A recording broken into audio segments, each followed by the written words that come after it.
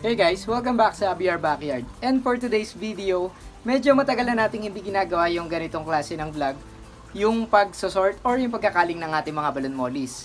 But today meron tayong ilang batch ng mga balloon mollies dito, ng mga Platinum King balloon mollies, tsaka ng Black Gold balloon mollies na ready for culling na. So ito, pakita ko sa inyo. Ayan, meron tayong mga juvie size, mga 2 to 2.5 months na siguro to mga PKBMs natin dito na pwede nang ikal kasi kitang-kita naman na kung sino yung mga hindi opaque white yung kulay, hindi compact body yung katawan ng mga PKBMs natin, tapos kitang-kita na natin talaga yung mga pang-out na long bodies. Dito naman sa ating mga black gold balloon mollies, ayan, kita mo yung mga mapuputla yung kulay na talagang hindi madilaw, tapos may mga mancha sa bandang ulo nila, yun yung mga aalisin natin at i-consider natin as cull. And dito sa bandang dulo, meron pa tayong another batch dito. Hindi ko alam kung for culling na rin to, pero dito mas marami-rami yung maganda yung kulay kaysa dun sa isang batch. Pero good size na rin to. Sa tingin ko, magbabawas na tayo dito ng mga good grade na balloon mollies para maisama na dun sa mga breeders natin. And para sa mga nagtatanong kung paano ba talaga magkaling ng mollies or balloon mollies, yan ay nakadepende sa preference ng magkakal, tsaka syempre sa availability ng batch na ikakal natin. So, kung ang preference mo yung mga show grade, syempre mas magiging mabusisi sa'yo ang pagkakaling kasi mas magiging mapili ka sa bawat rates ng molly na ikakal mo.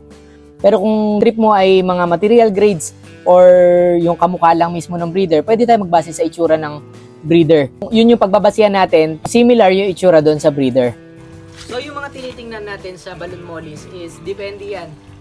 Pag sinabi kasing balloon molly, dapat bilog yan eh. Hindi siya katulad ng mga ordinary molly or yung long body na molly, yung regular, yung mahaba yung katawan.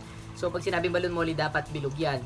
So nakadepende sa iyan kung gusto mo yung compact na compact, kasi may tinatawag pang mas compact, yung parang sobrang hiksi talaga na peduncle na parang bilog na bilog talaga. Yun yung mga good na body shape. Sa body shape pero may mga body shape pa rin kasi na maganda pero pangit yung kulay, kaya nako-considered sila as cull. So nakadepende sa iyan kung okay na ba sa'yo yung saktong bilog lang or yung bilog na bilog. Tapos, depende rin sa'yo kung gusto mo ba yung round tail or yung lyre tail na tinatawag or yung bale tail. Tapos, sa coloration, kung okay lang ba sa'yo, halimbawa sa PKBM, dapat puting-puti yan kasi platinum. Pero kung okay lang ba sa'yo medyo faded or may konting patches ng ibang kulay or medyo madilaw or ma-blue, ganun. Sa akin kasi, mas gusto ko yung puting-puti. Tapos, tinitingnan din dyan, syempre, bukod sa kulay, bukod sa body shape, yung body size, kasi may mga nababansot nga. Kapag hindi na pumasok sa size nila, depende sa age, tinatanggal na ng iba kasi gusto nila na lahat malalaki, maganda yung size ng mga balloon molly nila. Tapos yung iba tinitingnan din yung mata, may mga glitter eye, sa akin okay lang kahit black eye. Pero yung iba, marami talaga, sobrang dami na kino-consider pagdating sa pagkakal. Kaya nakadepende sa mga nagkakal talaga yan. Tsaka sa batch na ikakal mo, syempre kung nag-expect ka ng kung ang batch mo hindi ganun kaganda, material grade to pet grade lang ang itsura, huwag ka masyadong mag-expect ng show grade. Pero may mga material grade naman na kapag in-room talagang nagiging maganda, nagkakaroon ng magandang potential. Meron din naman mga potential na pinili pero hindi naman nag-room na maganda, kaya hindi rin maganda yung kinalakihan. Yun, parang ganun. So nakadepende lang sa atin talaga yan. So sa akin, ang preference ko lang naman sa PKBM is maputing-maputi. Hindi man ganun kabilog. Dati gusto ko kahit mahaba. Pero ngayon kasi since wala tayong masyadong space, no, kaya pipiliin ko na yung mga bilog na lang. Tatanggalin na natin yung mga long body sa PKBM. Basta maputi yung kulay from body to fins. Tapos sa black gold naman, basta madilaw tsaka maitim na may division sa gitna talaga. Hindi yung mancha-mancha yung dilaw. May mga patches ng black o kaya yung black may mga patches naman ng yellow. So, pipili natin talaga yung divided yung kulay sa black gold. So, tara ngayon, maghuli muna tayo ng mga ikakal natin na PKBM. Unahin na natin dito sa PKBM. Siyempre, tatanggalin ko na dyan yung mga long body gawa ng, sabi ko nga, mas kailangan ko yung mga short body sa ngayon. Mas preferred ko na. So, tatanggalin ko na kahit ganong kaputiman yung long body. Considered as cull ko na siya kasi hindi siya pasok sa preference ko na short body. So madali lang to pag long body ang tatanggalin kasi kita mo na agad sa top view pa lang yung shape. Pero syempre hindi naman natin di-dispose agad to kasi minsan talaga nakakahinayang kung i-dispose mo agad kasi sobrang ganda ng kulay kahit long body. Tatanggalin lang natin dun kasama ng mga balon. Hiwalay lang natin sa mga i-groom natin.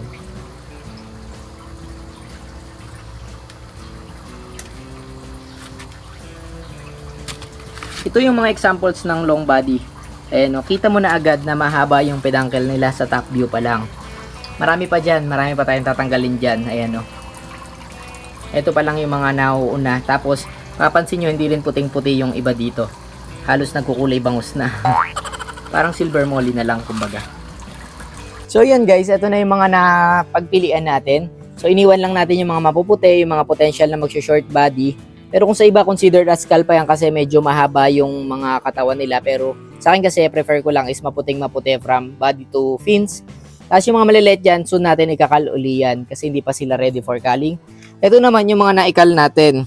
Kung mapapansin nyo sa top view, may mga long body, may mga short body. Yung mga long body, minsan sila pa yung mapuputi, kaya lang hindi sila pasok sa kategory na short body, kaya tinanggal ko sila. Considered sila as cal. Yung iba naman, short body nga, pero wala namang kulay. So, hindi naman sila pasok sa kategory na platinum. Kaya natin tinanggal. Hindi sila swak sa preference natin. Pero may iba talaga na nakakahinayang, kagaya niya, maputing maputi. Pero medyo humaba yung katawan niya. Kaya hindi natin basta-basta i-dispose ng mga to kasi baka mamaya hindi na sila humaba tas bumilog na lang. Hindi nakakahinayang, baka mamaya kailangan lang pala i-groom. Ihiwalay lang natin sila. Pero yung mga walang kulay talaga na yon, yan, dispose na yan. Iwalay lang natin sila dito sa mga nagpakita agad ng potentials para mas mabigyan ng chance yung paglaki nila. Ngayon dito naman tayo magkakaling sa ating mga black gold. Dito medyo madali lang kasi kitang-kita mo agad sa top view pa lang, no, na kung sino yung hindi dilaw yung kulay, sino yung maputla, sila yung makakonsider natin na cal. Tapos kadamihan naman sa kanila, lahat yata sila is balloon naman. Wala naman nag-long body sa batch na to. Kitang-kita naman. Ayan, mga papabreeder na to late ko na nga nakalto kung tutuusin pero tanggalin na natin ngayon yung mga maputla yung kulay. So, ayan guys. Hinuli ko muna lahat ng black gold balloon molly na ikakal natin. Kung ako ang tatanungin, siguro sa iba, kung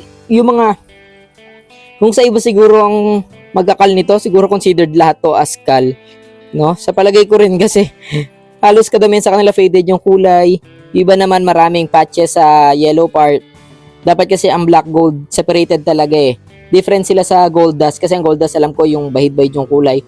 Pero itong black gold sa mga nakikita ko kasi divided talaga yung kulay ng yellow sa black.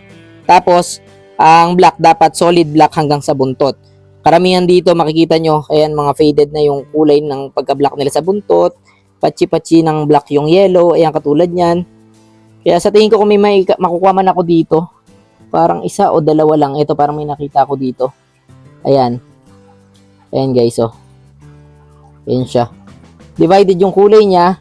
Hindi naman ganun kadami yung patches sa katawan niya. Tapos, maitim na maitim yung other half ng katawan niya, which is yung black part. So, meron na tayo agad isa. Hindi ko lang alam kung madadagdagan pa, kung meron pang iba dyan. Ayan, meron pa dito, kaya lang may patches sa ulo, tapos faded yung kulay. Iba talaga, sobrang wala ng kulay kagaya nito, Kaya yan, considered na cal yan. So yun guys, naiwalay na natin yung mga napili natin. Pinili na lang natin matitingkad yung pagkadilaw. Inalis natin yung mga faded yung dilaw. Binalik na natin dito yung mga PKBMs na napili natin. Tapos dito naman yung mga black gold, binalik natin para mas mabilis silang lumaki. Tapos yung mga na-sort natin as cal, dito natin nilagay kasama ng ibang klase ng balloon molly tsaka ng platy. Yan yung mga cal natin. I-out natin yan dun sa mga batang madalas pumupunta rito at naghahanap ng kahit na anong isda lang. Ito nga pala itsura ng mga PKBM breeders natin. As you can see, merong isang naligaw, ay dalawa pala, na hindi talaga kakulay. Pero babae naman yan, kaya hindi ako masyado nag-worry. Kaya ako lang sinama dyan, baka sakaling mabreeda ng male natin na maganda, baka maglabas ng magandang mga offspring, tapos pipiliin na lang natin. Yung isa ma-blue, yung isa naman medyo madilaw.